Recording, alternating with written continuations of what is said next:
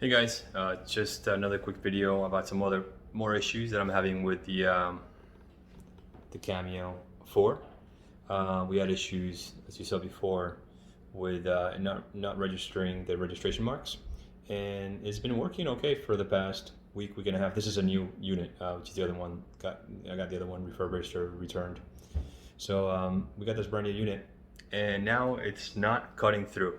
You tell it to cut depth like number 3, number 4, number 5, whatever number you want, and it just doesn't do it. It clicks twice, and you can see the blade does not change.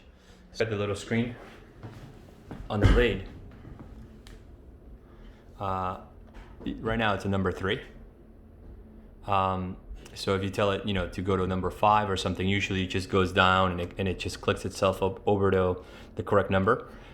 It's not doing that anymore. It just clicks twice, and it usually stays around 1 or 2, which is not thick enough to cut through the entire paper. It cuts through the first layer, but not the backing.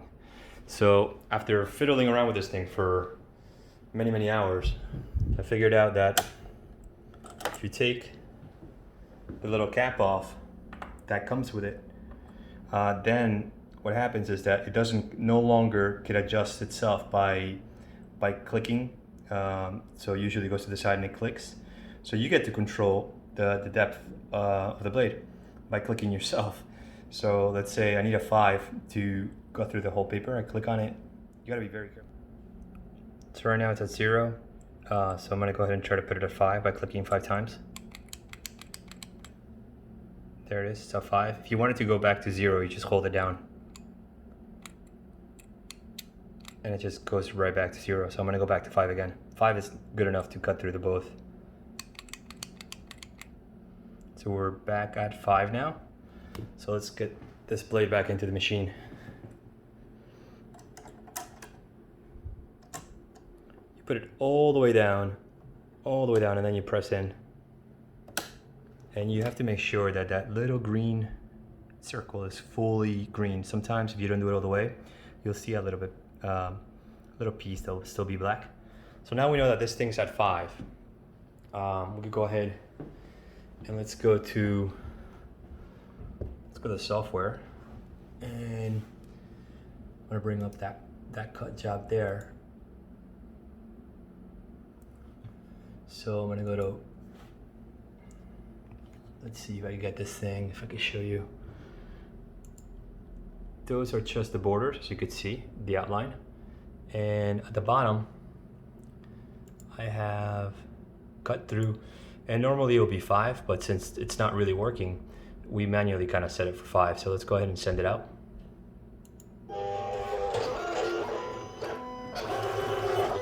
So now it's registering, and you'll see it'll try to click itself, but since it doesn't have the little cap, it won't be able to change. It'll still remain on 5.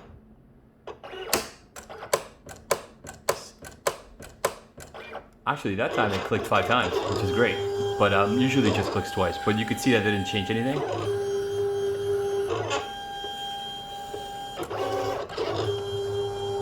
So that tells me that it might be a software thing.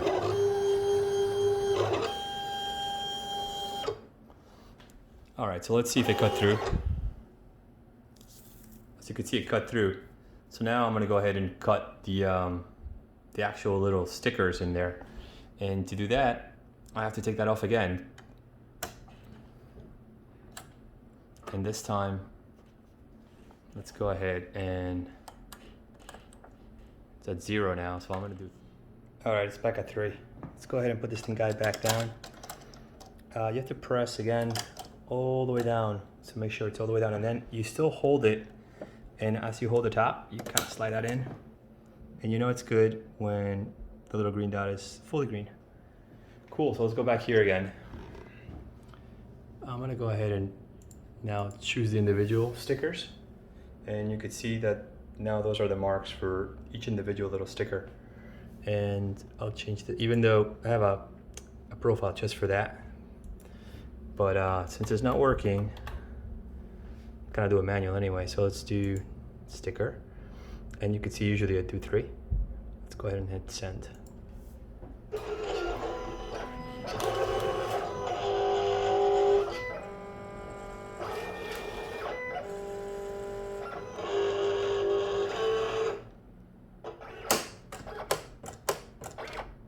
So I tried to change it, but it couldn't because I think the cap wasn't there. So it's still at 3. So let's just wait until this cuts through all of them. I'm gonna just pause it for a little bit. All right, so it's finally done. So let's check if it actually did the job. So this was the layer 5, the one that we set up as 5. It's just the outline of the page. And that went okay. It went through all the way, which is great. Now let's see the actual sticker page, which is these guys here. That was a 3. As you can see, it's pretty good. It didn't go through the backing. So you can see that it looks actually pretty good. So that's the way we kind of had to do it. We basically take this little guy out of here, which is the autoblade. I don't know what this thing is, like a little cap. This is what actually touches and presses against the machine to change the depth of the blade. And when it automatically fails, like it's doing to my machine, which is a pretty brand new machine, you can still do it. You just have to do it manually by clicking on it. But at least we have a workaround. This is the second machine.